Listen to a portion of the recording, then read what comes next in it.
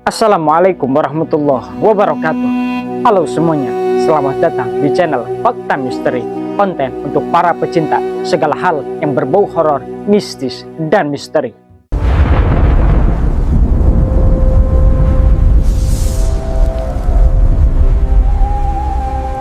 This madness must stop. You endanger us all.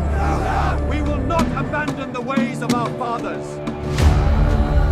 Bayangkan seseorang yang sepanjang hidupnya menentang kebenaran, mencaci, menghina, dan bersumpah akan menghancurkan Islam.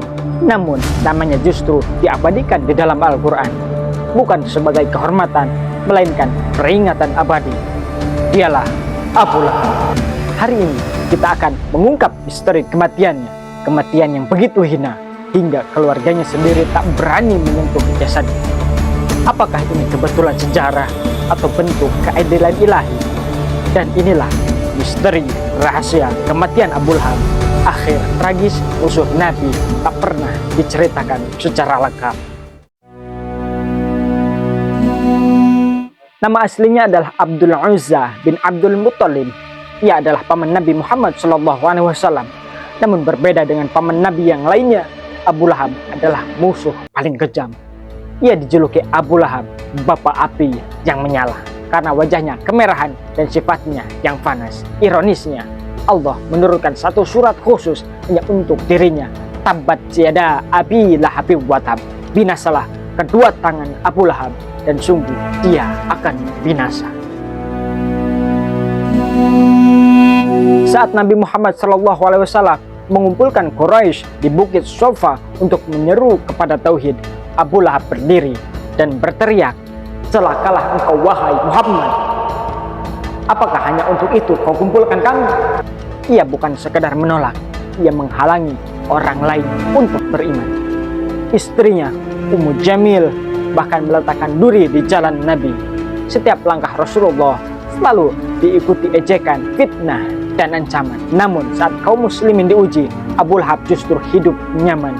Dan inilah yang membuat banyak orang bertanya, di mana keadilan Tuhan?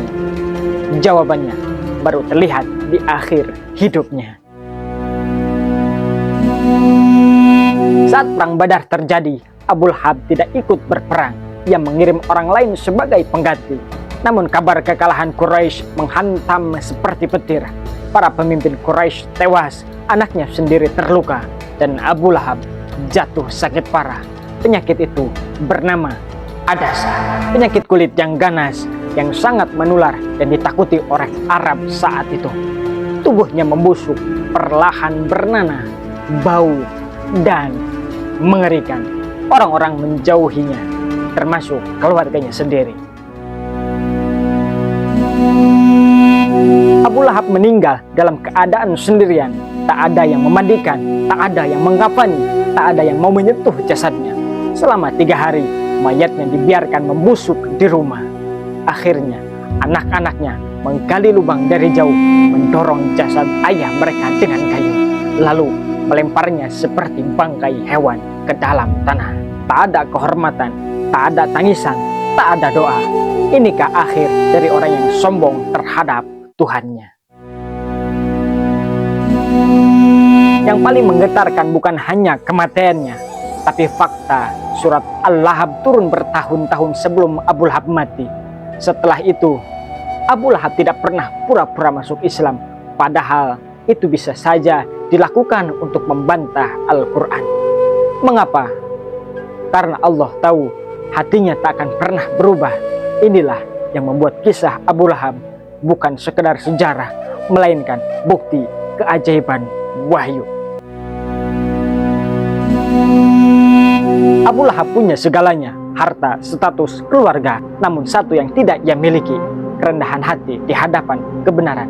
Dan itu cukup untuk menghancurkan segalanya. Sejarah ini mengajarkan kita satu hal, musuh kebenaran mungkin terlihat menang hari ini, tapi keadilan Allah tak pernah terlambat. Menurut kamu, apakah kisah Abu Lahab ini peringatan atau sekadar sejarah? Tulis pendapatmu di komentar. Jangan lupa subscribe karena masih banyak misteri sejarah Islam yang belum pernah kamu dengar sebelumnya. Terima kasih.